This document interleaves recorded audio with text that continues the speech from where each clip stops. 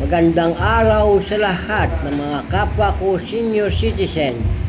Ako si Wonder Lulo, elected president ng mga senior ng Barangay 724, Zone 79, dito sa Maynila. Pinababatid ko sa lahat ng mga senior saan man kayo naroon ang magandang balita at mensahe ng butihing mambabatas na si Congresswoman Mila Magsaysay. Pakinggan mabuti ang panuorin ang sinasabi. Pero bago ang lahat, pakisubscribe po at share sa mga kapwa natin senior para matandaan at hindi malimutan. Ako man ay malilimutin na rin, lalong-lalo na ang una kong vlog na sinundan nito. Alam ko ito ang dapat nating malaman at panoorin. Ito lagi ang tinatanong sa akin ng mga senior. Ito na po at panoorin na lamang natin.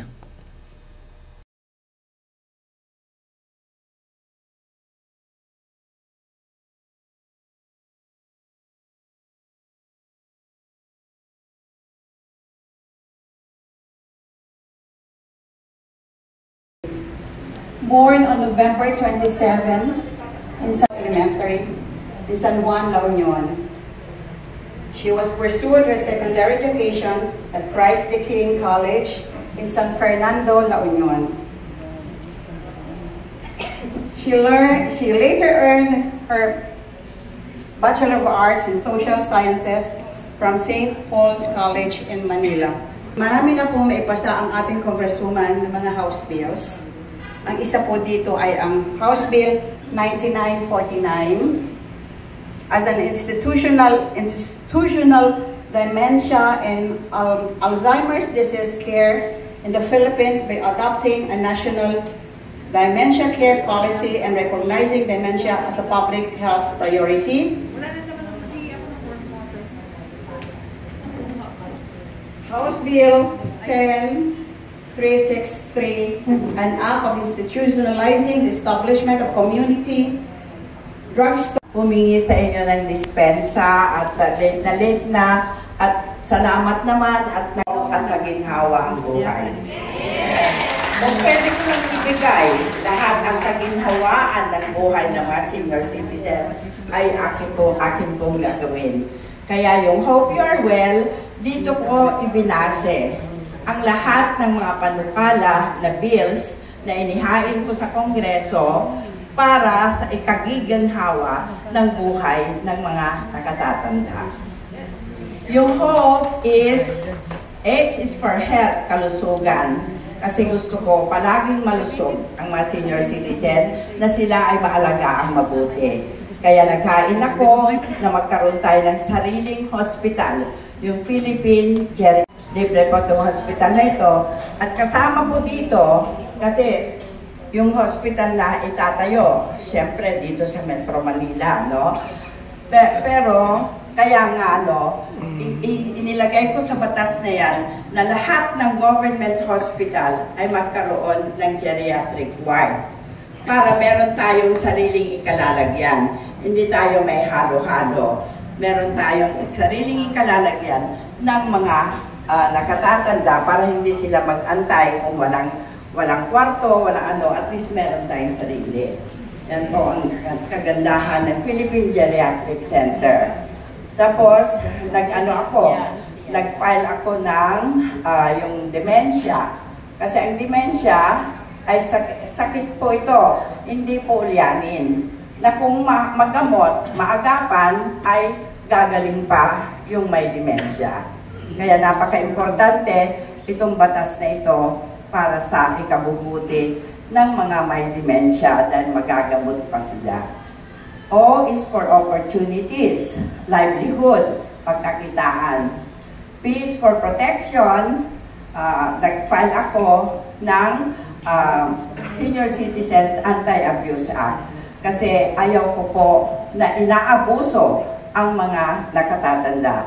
Ang gusto ko, ang mga senior citizen ay palaging nire-respeto at hindi kailangan maabuso. Marami naman siguro kayo nadidinig na naaabuso, di ba? Na mga senior citizen, binubugbog ng sariling anak o kaya ikinukulong na parang aso. So, marami akong na-rescue na mga inaabuso na mga ano dyan sa Quezon City, sa Valenzuela, sa Batangas, kung saan-saan po, marami akong na-rescue na mga yung inaabusong matanda.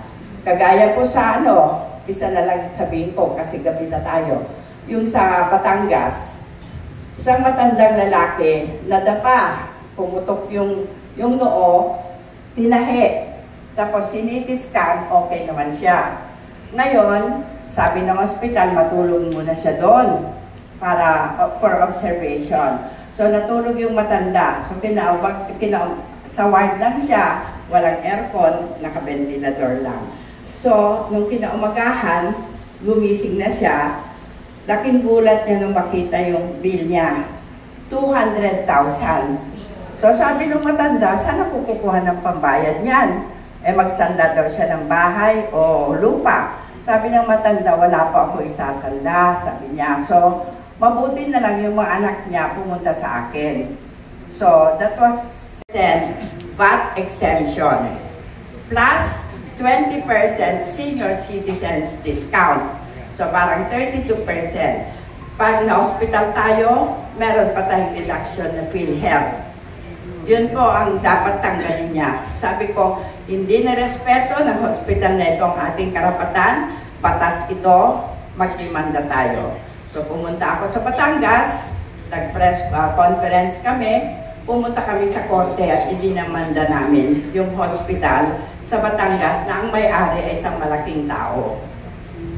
So, salamat sa Diyos, after 3 days, nakipagkompromiso yung hospital at ni isang kusing walang binayaran yung matanda. Kaya ganun po ako sa mga ka-concern sa kabutihan ng mga senior citizen. Maski sa ang sulok ng Pilipinas, basta malaman ko na may inaapi ng senior citizen, ay nandun po ako para tumulong.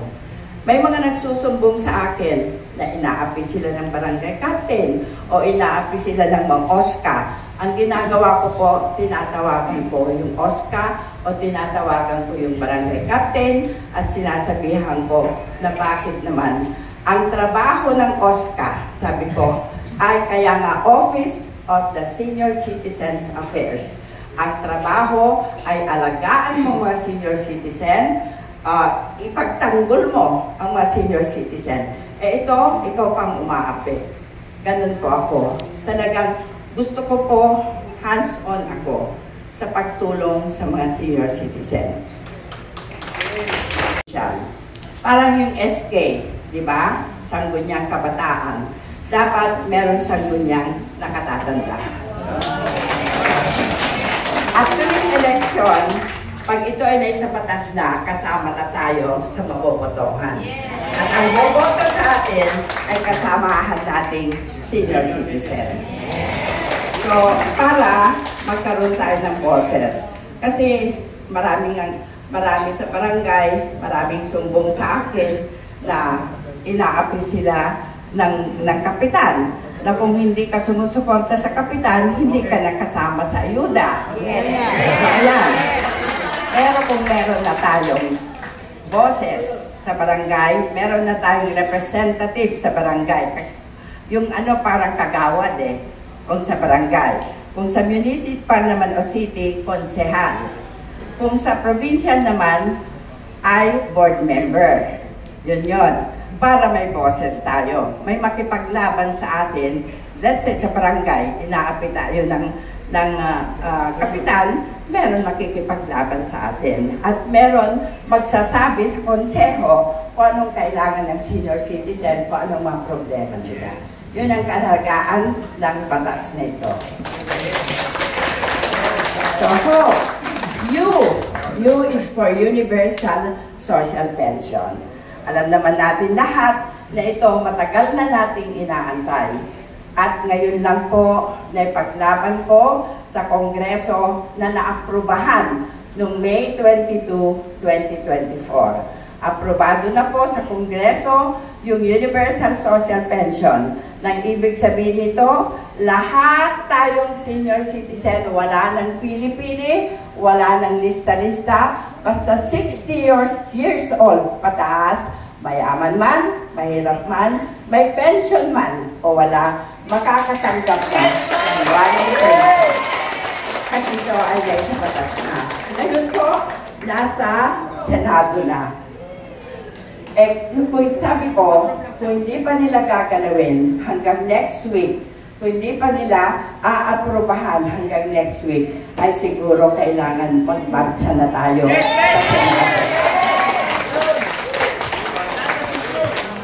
Senado. So, marami po tayong batas na pag naaprubahan po ay ikakaganda ng buhay ng mga senior citizen. Ang isa po dito na ngayon sa kalukuyan ay pinaglalaban ko ay yung gusto kong iwanan na legasiya para sa mga nakatatanda. Hindi pwedeng malagi para nakita may nagpapalaki. Kaya tinawag ko po ito na Matatanda Ating Mahalin Act. Nandito na po lahat sa bill na ito, kung maaprubahan, nandito na lahat ang pangangailangan ng mga senior citizen. Magmula sa gamot, sa pagpa-hospital, pagpalibing, at maski na po yung home care. Andiyan na rin yung home care para pag nagkasakit yung matanda sa bahay, pupuntahan na doon at maalagaan doon. Ganun po ito. Yung mga may cancer naman, ay magkakaroon ng palliative care and hospice care. Para ang ibig sabihin ko nito, kung terminal na yung tao at mamamatay na lang, habang nag-aantay ng patay, masakit po, di po ba akong cancer. So kung sa under palliative care ka na or hospice care, hindi mo na maramdaman ang sakit. Hanggang so you will die peacefully. Yun po ito. Kasi ganyan ako ka-concern kung ano ay ikagaganda, ikabubuti, ikagagaan ng buhay ng mga senior citizen. Kaya iniisip ko kung paano. Naghain din po tayo ng nursing homes for the senior citizen. Ito po ay para sa mga kapatid natin na palaboy-laboy, walang mauwian, walang mag-aalaga sa kanila.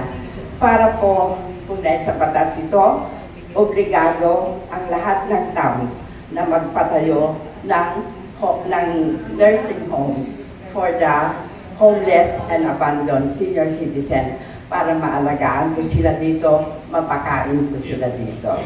Yun po ang It's March 26, 2024. So lahat po ng naipanganak ng after March 26 hanggang December na 80, 85, 1995, maski next year pa po i-implement, ay kasama na po kayo na mabibigyan ng 10,000. Pero wala pa naman ako nakikita na mag-80 dito eh. Puro naman tayo mga bata pa eh. Diba? Yun. Makakasama na sila. At ang magandang balita, i-implement na po ito sa January 2020. May isa pang maganda akong balita sa mga nagdadialysis. Pakisabi lang po sa ating mga kapatid na nagdadialysis na libre na po lahat. Kasi noon, ang binibigay lang ng PhilHealth ay yung treatment, which is 3 times a week. Binibili pa rin ng nagdadialysis ang gamot. Apotin, iron, dialyzer, kung wala ng pera, umaabot ng 1,400. Kung wala ng pera yung magdadialysis, hindi na nakadialysis, mamatay na lang siya, di ba? So yan, naipaglaban ko sa presidente ng PhilHealth, si Ledesma. Nasabi ko, binibigyan na rin lang ninyo yung dialysis. Lahatan na. Bigay na ninyo pati gamot para wala ng problema yung nagda-dialysis. At tayo naman po ay pinagbigyan. So starting October 1, libre na po lahat ang mga nagda-dialysis. So sabihin ninyo kung nagda-dialysis sila sa NKTI o kung saan man, saan man sila nagdadialysis. Basta government hospital o kung private hospital or private clinic, basta accredited ng PhilHealth, libre na rin po lahat. Maski yung hindi senior citizen na PhilHealth members, libre na rin po lahat. At ang isa pa, ang pinapakiusap ko ngayon, na pina-follow up ko kay Secretary Arposa ng Department of Health, ay yung gamot ng mga nagkikimo ng cancer patients. Kasi ito, mabibili lang sa iisang drugstore, laboratory, no? Yung Globo. Yung ini-injection sa mga cancer victims ay nabibili lang sa Globo. At ito ay cash. Ayaw tumanggap ng GL namin, guarantee letter. So, paano na yun kung walang pera yung mga cancer patients? Hindi na sila maka-injection, wala na. So, sabi ko kay Arposa, bakit naman? Sabi ko, may cancer na ngayong tao, pagproblemahin pa natin kung saan sila kukuha ng pambili ng gamot. Bakit hindi ikaw ang makipag-MOA sa Globo? Kayo ang bumili, DOH ang bibili sa Globo at ilagay ninyo sa mga government hospitals para ma-avail ng mga may cancer. So, ginawa naman ni Secretary Arposa. Pero, they found out na hindi pwedeng bilhin ng DOH yung gamot dito sa Globo kasi hindi nakasama sa listahan na pwedeng bilhin. So, ang sabi ko, okay, kung hindi pwedeng bilhin, ganito na lang. Yung DSWD, kako, yung AX, yung AKAP, nagbibigay sila ng cash. Bakit yung MAIP, yung medical assistance sa DOH, pwede naman siguro magbigay tayo ng cash. Sabi ko, kasi ayaw matumanggap yung Globo. So, habang wala pang iba na maano natin, na gumawa ng gamot na yan, ganito na lang, bigyan na lang ng cash yung cancer patient at sila nang bumili sa Globo. At babayaran na lang namin ng guarantee letter. O, yun naman ngayon ang wina-work out ni Secretary. And hopefully, by next month, baka magandang balita na sa mga cancer patient, baka libre na rin yung gamot nila. Na maibigay naming tulong sa inyo. Kung kayo ay ma-hospital, ma-operahan, nandito ang United Senior Citizens Party List na tumulong sa pagbayad ng hospital bills nyo. Ayun naman po, kung kayo nangangailangan ng pambili ng gamot, pambili ng pagkain o pagpalibing, nandito ang United Senior Citizens Party List na handang tumulong sa inyo sa pamamagitan ng pondo ko sa DSWD, Financial Assistance. Yan po.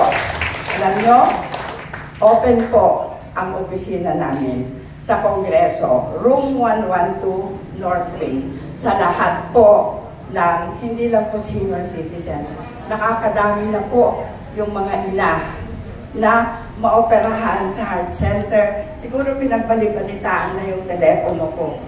Kulang yung 30 na tao na humihingi sa akin ng tulong sa pamamagitan ng text, Viber, message. Pag may message lang sila sa akin, punong-puno na po yung mga messenger ko, yung mga Viber ko, yung mga text ko. Hihingi lang ng tulong. At ako po, ang taong hindi nag-aano ng mga requirements. Kasi yung requirements ko, magpahirap lang sa tao. Ako lang siguro ang congressman na hindi humihingi ng requirements. Nagpapadala lang ako ng i-fill up nila. Name, address, birthday, diagnosis, hospital, at assistance needed. Yun lang. Pag na-fill upan nila yon, ibibigay ko na sa DOH at yung DOH, i-issue na yung GL sa hospital. Ganon po kadali sa opisina namin.